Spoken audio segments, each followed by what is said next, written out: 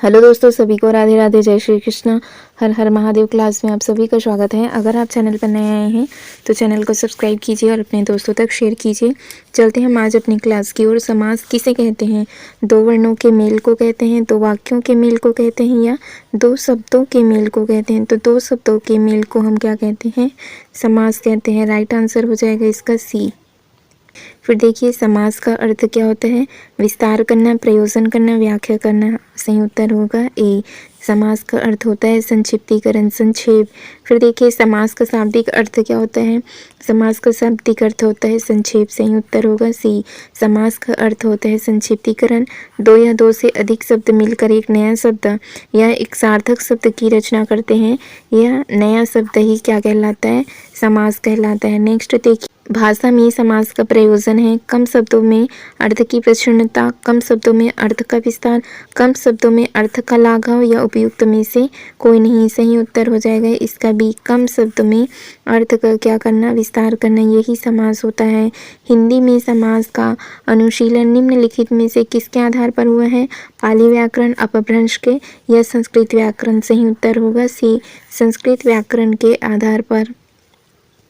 समास के कितने भेद होते हैं? समास के प्रकार कितने होते हैं? तो इसके 6 प्रकार होते हैं। पहला होता है अव्ययीभाव समास, दूसरा होता है तत्पुरुष समास, तीसरा होता है द्विगु समास, चौथा होता है द्वंद्व समास, पांचवा है कर्मधारय समास और छठा है बहुव्रीहि समास। इस तरह से समास के कितने भेद होते हैं? 6। ठीक है, समास 6 प्रकार के होते हैं। अव्ययीभाव समास में पहला पद प्रधान होता है, तत्पुरुष समास में दूसरा पद या पश्च पद जिसको कहा जाता है वो प्रधान होते हैं, और इसमें कारक की विभक्ति होती है ना, कारक शब्द आते हैं। और द्वंद्व समास में क्या होता है? द्वंद्व समास में दोनों पद प्रधान होते हैं। ठीक है, और बहुव्रीहि समास में क्या होता है? इसमें कोई सा भी पद प्रधान ना होकर कोई अन्य पद प्रधान होता है, उससे हम क्या कहते हैं? बहुव्रीहि समास। द्विगु समास में क्या होता है? पहला पद या पूर्व पद इसमें क्या होते हैं? संख्यावाचक होते हैं। कर्मधारय समास में क्या होता है? इसमें एक पद विशेषण और दूसरा पद क्या होता है? विशेष्य होता है। फिर देखेंगे नेक्स्ट, अन्य पद की विशेषता बताने वाले समास को हम क्या कहते हैं? बहुव्रीहि समास कहते हैं। अव्ययीभाव समास में पहला पद अव्यय होता है, या हम क्या कहेंगे? उपसर्ग होता है, वहाँ पर अव्ययीभाव समास होता है। कर्मधारय समास में एक पद विशेषण और एक पद क्या होता है? विशेष्य होता है, वहाँ कर्मधारय समास होता है। बहुव्रीहि समास में अन्य पद की तरफ इशारा करते हैं। ठीक है, कोई सा पद प्रधान न होकर अन्य पद की तरफ इशारा करते हैं, वो क्या होता है? बहुव्रीहि समास होता है। द्वंद्व समास के कितने भेद होते हैं? द्वंद्व समास के 1, 2 या 3। द्वंद्व समास के 3 भेद होते हैं। एक होता है इतरेत्तर द्वंद्व, दूसरा समाहार द्वंद्व और तीसरा होता है वैकल्पिक द्वंद्व। तो इस तरह से इसके 3 भेद होते हैं। इतरेत्तर द्वंद्व में दोनों पद प्रधान होते हैं, जैसे भाई और बहन।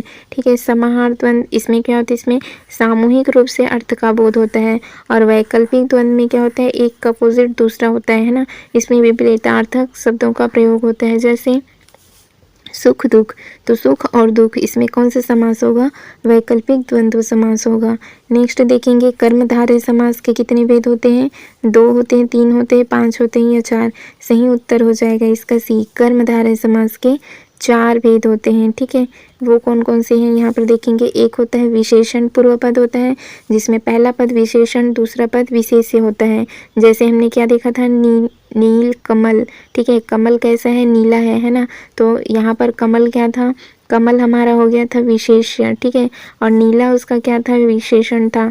तो पहला पद क्या हो गया? पहला पद हमारा हो गया विशेषण, दूसरा पद विशेष्य। वहाँ पर क्या होता है? विशेषण पूर्व पद होता है। दूसरा देखेंगे विशेष्य पूर्व पद, इसमें पहला पद विशेष्य होता है और दूसरा पद विशेषण होता है। जैसे वैष्णोभय पद में क्या होता है? इसमें दोनों पद विशेषण होते हैं, और विशेष्योभय पद में क्या होता है? इसमें दोनों पद क्या होते हैं? विशेष्य होते हैं। इसके लिए आप ऊपर पिछले क्लास देख सकते हैं, इसके एग्जाम्पल हमने देखे हुए हैं। फिर देखिए, जिस समास में उत्तर पद प्रधान होते हैं, उत्तर पद प्रधान होने के साथ साथ इसमें क्या होते हैं? पूर्व तथा उत्तर पद में विशेषण विशेष्य का संबंध भी होता है, वहाँ पर कर्मधारय समास होता है। सही उत्तर हो जाएगा बी। द्वंद्व समास में दोनों पद प्रधान होते हैं। तत्पुरुष समास में क्या होता है? इसमें पहला पद प्रधान होता है या दूसरा? तो इसमें दूसरा पद प्रधान होता है। बहुव्रीहि समास में अन्य पद प्रधान होते हैं, इसमें कोई सा पद प्रधान न होकर अन्य पद प्रधान होता है। तत्पुरुष समास में दूसरा पद प्रधान होता है जैसे, और इसमें क्या होती हैं कारक। कारक जैसे कि गंगा जल, ठीक है, गंगा जल, ठीक। तो गंगा जल में देखेंगे गंगा का जल, ठीक है। तो इसमें क्या है विभक्ति कारक चिन्ह आएंगे इसमें गंगा का जल। तो ये क्या हो गया यहाँ पर, ये किसके उदाहरण है तत्पुरुष समास के। कौन सा तत्पुरुष है, संबंध तत्पुरुष है इसमें। फिर देखेंगे संधि और समास में क्या समानता है, दोनों में ही शब्द विकार होता है। संधि और समास दोनों में ध्वनियाँ मिलती है, या संधि और समास दोनों में ही ध्वनि विकार अनिवार्य है। दोनों ही शब्दों का क्या कवर करते हैं, संक्षिप्त, ठीक है, दोनों ही शब्दों को संक्षिप्त करते हैं। संधि और समास में समानता है, इसमें क्या होती है संक्षिप्तीकरण। फिर देखेंगे किस समास से बने शब्द का रूप लिंग या वचन के कारण परिवर्तन नहीं होता। तत्पुरुष में कर्मधारय में द्विगुणीय अव्ययी भाव समास। अव्ययी भाव समास में पहला पद अव्यय होता है, ठीक है। इसमें प्रथम पद प्रधान होता है, वो हमारा होता है अव्ययी भाव समास, ठीक। अव्ययी भाव समास में प्रथम पद अव्ययी भाव समास में प्रथम पद अव्यय या फिर क्या होते हैं उपसर्ग होते हैं। अव्यय होने के कारण संपूर्ण सामासिक पद अविकारी होता है, अर्थात लिंग वचन के कारण इसमें परिवर्तन नहीं होता है, किसमें अव्ययी भाव समास में। अगला प्रश्न देखते हैं, त्रिलोक शब्द किस समास का उदाहरण है। त्रिलोक, इसमें क्या रहे संख्या, पहला पद क्या है संख्यावाची है, इसलिए इसमें क्या होगा द्विगु समास होगा। त्रिलोक का सामासिक विग्रह तीन लोकों का इसमें समाहार होना है, तो इस प्रकार इसमें द्विगु समास आएंगे। नील कमल, अब यहाँ पर देखेंगे नील कमल कैसा है, कमल नीला है ना, कर्मधारय समास। और इसमें कर्मधारय समास में क्या होता है पहला पद विशेषण दूसरा पद विशेष्य होते हैं। पहला पद देखेंगे विशेषण है, दूसरा पद क्या है विशेष्य है ना। तो इसमें क्या होगा कर्मधारय समास होगा। फिर देखेंगे रसोई घर में कौन सा समास है, रसोई घर, रसोई के लिए घर, ठीक है। तो इसमें क्या होगा रसोई के लिए घर, तो ये हो गया हमारा संप्रदान तत्पुरुष है इसमें। नीलकंठ में कौन सा समास है, नीलकंठ अर्थात जिसका कंठ नीला है भगवान कौन शिव जी। अगर यहीं बहुव्रीहि समास ना दिया रहता और यहाँ पर लिखा रहेगा कर्मधारय समास, तब भी हम क्या लगाएंगे इसमें कर्मधारय समास लगाएंगे। अगर बहुव्रीहि ना दिया हो तो कर्मधारय भी इसका सही उत्तर हो जाएगा। यहाँ बहुव्रीहि दिया है तो बहुव्रीहि के साथ जाएंगे। भगवान शिव को कहा जा रहा है यहाँ पर। तत्पुरुष समास है, भाई बहन, भाई और बहन, इसमें द्वंद्व समास है। नीलकंठ में बहुव्रीहि समास है। आप पर बीती, आप पर बीती, सही उत्तर होगा इसका सी। भाई और बहन में इतरेतर द्वंद्व समास है, ठीक है। इसमें इतरेतर द्वंद्व समास। नीलकंठ, नीला है कंठ जिसका अर्थात शिव जी, बहुव्रीहि समास है। आप पर बीती, इसमें अधिकरण तत्पुरुष समास है। निम्नलिखित सामासिक शब्दों में से अधिकरण तत्पुरुष का चयन करेंगे, जैसे कि अमचूर, मनमाना, कानाफूसी या दस्तकारी। सही उत्तर होगा इसका डी। इसी में है कानाफूसी। कानाफूसी का सामासिक विग्रह करने पर क्या होगा कान में फुसफुसाहट होना, ठीक है। इस प्रकार इसमें कौन सी विभक्ति आएगी में का, ठीक है, में का लोप होगा, इसमें में का लोप होगा। और अधिकरण में ही क्या होता है में और पर की विभक्ति होती है, तो सही उत्तर होगा इसका डी। अगले प्रश्न की ओर चलते हैं। सामासिक शब्द नील पीत कर्मधारय समास के किस विभेद के अंतर्गत आएगा।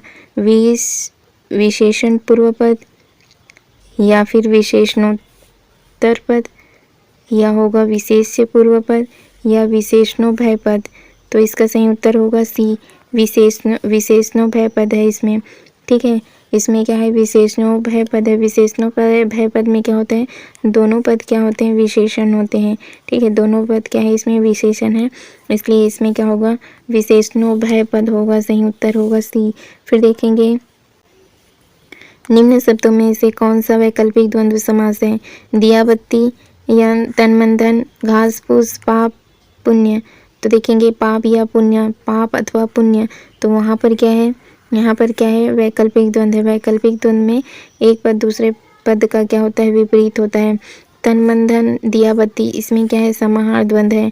ठीक, और घास फूस वगैरह, तो इसमें भी क्या है, समाहार द्वंद्व है। लेन देन कौन सा समास है, लेन देन, इसमें क्या है, इतरेतर द्वंद्व समास है। ठीक है। चार पाई में कौन सा समास है, चार पाई में द्विगु समास है। पहला पद क्या है, इसमें संख्यावाची है। ठीक है, चार पाइयों का समाहार। फिर देखेंगे घुड़दौड़, घुड़दौड़ शब्द किस तत्पुरुष समास का उदाहरण है।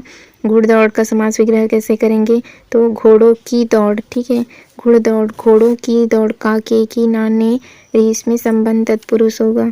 नीली है जिसकी गाय, वो क्या है, नील गाय। नीली है जो गाय, या गाय नीला है, या गाय का रंग लाल है, तो इसका सही उत्तर होगा बी। नीली है जो गाय, वो क्या है, नील गाय। ठीक है, नीली है जो गाय, नील गाय कर्मधारय समास के उदाहरण है। और इसमें क्या है, तो इसमें पहला पद विशेषण, दूसरा पद विशेष है, तो ये क्या होगा, विशेषण पूर्व पद होगा। फिर देखेंगे स्नेह मग्न किस तत्पुरुष समास का उदाहरण है। स्नेह मग्न, स्नेह में मग्न, और में और पर किस में आता है, अधिकरण तत्पुरुष, तो सही उत्तर होगा इसका बी। स्नेह मग्न का सामासिक विग्रह स्नेह में मग्न होगा, इसमें में विभक्ति का लोप हो रहा है, इस प्रकार यह अधिकरण तत्पुरुष समास का उदाहरण है। अगला देखेंगे धर्माधर्म, धर्म और अधर्म। ठीक है, धर्म, तो धर्म और अधर्म, इसमें क्या है, द्वंद्व समास है। कौन सा द्वंद्व है, वैकल्पिक द्वंद्व, क्योंकि एक शब्द दूसरे के क्या है, विपरीत है। धर्म और अधर्म है ना, तो धर्म या अधर्म, इसलिए इसमें एक दूसरे के विपरीत है, इसलिए वैकल्पिक द्वंद्व समास होगा। फिर देखेंगे यावत जीवन किस समास का उदाहरण है। अभिभाव समास का, इसमें पहला पद क्या रहे, पहला पद क्या रहे, इसमें अव्यय। ठीक है, जीवन पर्यंत तक। ठीक, इसका विग्रह करेंगे तो क्या होगा, जीवन पर्यंत। बेशक किस समास का उदाहरण है, बेशक। ठीक है, ये बे उपसर्ग है, इसमें अव्ययीभाव समास है। चंद्रमौली, चंद्र है जिसके मौली पर। ठीक है, चंद्र है जिसके मौली, चंद्र और मौली, चंद्रमा का मौली है जो, चंद्र है मौली में जिसके, यही उत्तर सही होगा सी। ठीक है, किसके सिर पर होता है चंद्र, शिव जी के। कौन सा समास है, इसमें बहुव्रीहि समास है। मन माना शब्द किस समास का उदाहरण है, मन माना करण तत्पुरुष से संप्रदान है, संबंध है, सही उत्तर हो जाएगा ए। मन माना, मन ने माना, या मन के अनुसार। देखिए, मन माना का सामसिक विग्रह के अनुसार कैसा होगा, मन माना, मन के अनुसार, इसमें क्या होगा, अव्ययीभाव समास। और मन माना, ठीक है, मन से माना, मन से माना, इसमें क्या होगा, करण तत्पुरुष होगा। हाथों हाथ, ठीक है, हाथों हाथ में देखो, इसमें कौन सा समास होगा, इसमें होगा अव्ययीभाव समास। एक जैसे शब्द की पुनरावृत्ति होने पर क्या होता है, अव्ययीभाव समास होता है। चवन्नी, चवन्नी चार आनों का समूह है। ठीक है, चार आनों को समूह को हम क्या कहते हैं, चवन्नी। भी होगा इसमें द्विगु समास कहेंगे। चवन्नी का सामसिक विग्रह करेंगे, चार आनों का समाहार। ठीक है, इस प्रकार इसमें द्विगु समास है। ठीक है दोस्तों, फिर आज की क्लास हम यहीं तक के लिए रखते हैं, आगे हम कल से कंटिन्यू करेंगे। चैनल से जुड़े रहने के लिए आप चैनल को सब्सक्राइब जरूर कीजिए friends. Thank you friends, thank you all.